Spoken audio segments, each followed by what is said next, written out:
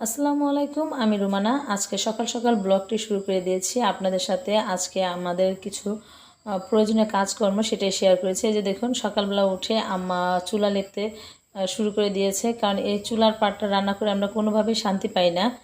তার একটাই কারণ হচ্ছে ইঁদুর, এত পরিমাণ ইঁদুর। এক জায়গা দিয়ে পরিষ্কার করলে আরেক জায়গা দিয়ে ইঁদুরে মাটি উঠিয়ে এটাকে গর্ত করে ফেলে, যার কারণে রান্না করে শান্তি পাওয়া যায় না। আর রান্নাঘরটাকে যতই লেপে মুছে সুন্দর করা হোক না কেন, তারপরের দিন রাতে দেখা যায় যে রান্নাঘরটাকে ইঁদুর একেবারে নষ্ট করে ফেলে।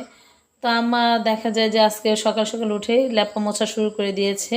তো এখানে আম্মাকে জিজ্ঞেস করছিলাম যে তুমি কি কি দিয়ে লেপতেছো। তো আম্মু বলো যে ধানের যে তুষ বা কুড়া, ওই কুড়াটা দিয়ে মাটির সাথে মিক্স করে তারপরে চুলাটাকে লেপতেছে আর কি।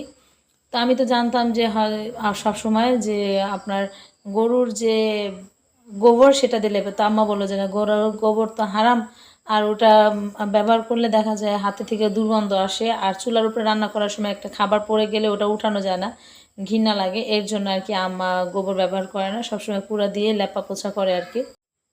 আর এমনি তো আমাদের গ্যাসের চুলায় তো ঘরে আছেই, কিন্তু লাকড়ির চুলা রান্নাটা আমার কাছে খুবই ভালো লাগে। এর জন্য দেখা যায় আম্মা যখন একা ছিল তখন বেশিরভাগ সময় গ্যাসেই রান্না করতো, লাকড়িতে আসতো না। আর আমি আসার পরে এখন সব চেঞ্জ হয়ে গেছে, আমি সব কিছু জোগাড় করে দিই আর আম্মা রান্না করে, মাঝে মধ্যে আমিও রান্না করি।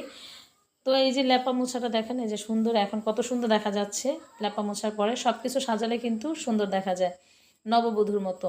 এরপরে বাজার দেখুন, আমার আব্বা বাজার করে নিয়ে এসেছে। আব্বাকে বলেছিল যে দেশি মাছ নিয়ে আসার জন্য, শোল মাছ বা যে কোনো মাছ। তা আব্বা সকাল সকাল বাজারে গিয়ে কোনো মাছ আর পায়নি, কারণ এখন নাকি কোনো দেশি মাছ পাওয়া যায় না। আমাদের দেশে আসলে দেশি মাছটা পাওয়া খুবই কষ্টকর। তা আম্মা মুরগি পালবে, এর জন্য দুটো মুরগি এনেছে। দেখুন এইটুকু মুরগি, এইটুকু ছোট ছোট দুটো মুরগির দাম নিয়েছে 700 টাকা। আমার কাছে মানে মনে হয়েছে মাথায় হাত দেওয়ার মতন। আর এই যে একটা ফার্ম মুরগি নিয়ে এসেছে আমার মেয়েদের জন্য, ওরা ফার্মের মুরগিটা খুব পছন্দ করে। সাথে নিয়ে এসেছে দুন্দুল, আজকে দুন্দুলটাই রান্না করা হবে। আর নিয়ে এসেছে আম, 5 কেজি আম, তারপরে কাঁচামরিচ নিয়ে এসেছে 1 কেজি। তো এগুলো আজকে বাজার, তো এগুলো গোছগাছ করে এখন রেখে দিব রান্না করার জন্য। তা আমার কিন্তু মুরগির কিন্তু অভাব নেই, অনেকগুলো মুরগি, তারপরও তার মুরগি কিনে এনে পালতে হবে। আর এদিকে দেখুন আমার মেয়ে, মানে মুরগির তার ধরতে ইচ্ছে করে কিন্তু আবার ভয়ও লাগে, কীরকম করছে। আমি বলি তুমি ধরো, সে সাহসই পাচ্ছে না এটাকে ধরার জন্য, কারণ আমার বাচ্চালা মুরগি আছে, ওটাকে ধরতে গেলে ও খুব ঠোকর মারে, যার কারণে ও ভয় পায় এটাকে ধরার জন্য। তো আমি বলছি যে ধরো না, কিছু তাই দেখুন কিভাবে আদর করছে, ভালো করে আদর করো। আক্কা দিবে না, এই যে আম্মু আদর করো, দাও ওখানে আদর করো, মাথা আদর করো। হ্যাঁ আদর করো, ওইটার আদর করো।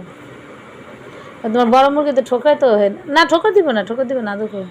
এটা বেবি মুরগি, না সাহস নাই।